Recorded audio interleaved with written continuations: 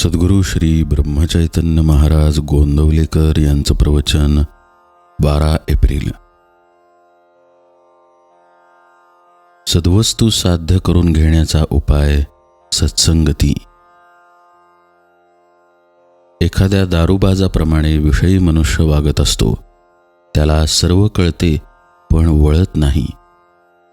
एकीकडे स्वतःला तो परमात्म्याचा अंश म्हणवतो आणि दुसरीकडे विषयांच्या आहारी जातो. खरोखर भक्तीशिवाय सर्व काही वाया आहे. संताजवळ राहावे आणि भक्तीचे साधन करावे. आपल्याला काही करायचे उरले आहे असे जे वाटते ते न वाटू लागले म्हणजे साधनात प्रगती झाली असे समजावे. भगवंताची भक्ती घडायला गुरुसेवा हे एक मुख्य साधन आहे. जो शिष्य आज्ञा पाळतो त्याला भेटणे गुरुला भागच पडते.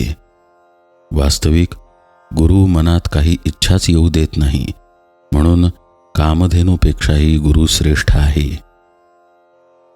अत्यंत तळमळीशिवाय भगवंताचा योग शक्य नाही.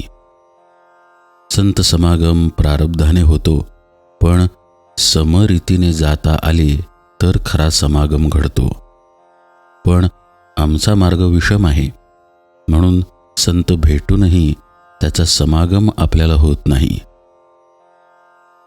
विषयांमध्ये धुंद असलेल्या आम्हाला पाहून संतांच्या मनात कालवाकालव होते, त्याची आपल्याला कल्पनाही येणार नाही. आपली बुद्धी आपल्याला समाधानाप्रत नेत नाही तर दुसऱ्याची मदत घेणे आवश्यक आहे. अशा वेळी ज्यांची मदत आपण घेतो त्यांचे आपण ऐकायला नको का? भगवंताच्या जिज्ञासेचा मार्ग आक्रमायला संतांनी सांगितले. संतांना जिज्ञासा मूळचीच असते, आपल्याला ती नाही, म्हणून ती उत्पन्न करणे भाग आहे. काही केल्याशिवाय सद्वस्तू साध्य करून घेण्याचा उपाय म्हणजे सत्संगती हा होय. सत्संगती अति अपूर्व काम करणारी आहे.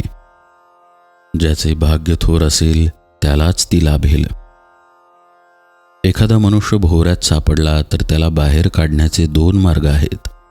एक मार्ग असा की दुसऱ्या चांगल्या पोहणाऱ्याने त्या भोवऱ्यामध्ये उडी मारून तो फोडायचा आणि बुडत्याला बाहेर ओढून काढायचे, पण यासाठी शक्ती फार लागते. दुसरा मार्ग असा की आपणच भोवऱ्यामध्ये बुडी मारून तळाशी जायचे आणि खालून बाहेर निघायचे. विद्वत्ता ही भोवऱ्यासारखी आहे. वर वर पाणी फिरत असते तरी तळाशी ते संथ असते. तसे जे लोक वर वर विद्या शिकतात ते वादाच्या आणि मतांतराच्या चक्रात सापडतात, पण जे खोल तळाशी जातात त्यांना खरे काय ते आपोआप कळते आणि ते सगळीकडे एकच असते. विद्येच्या भोवऱ्यामध्ये सापडणाऱ्यांना बाहेर ओढून काढण्याचे काम फार मोठ्या संतांचे असते. शहाण्याने त्या भानगडीत न पडावे.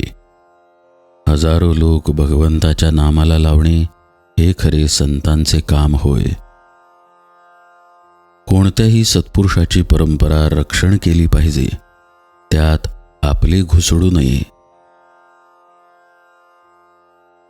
जानकी जीवन स्मरण जय जय राम.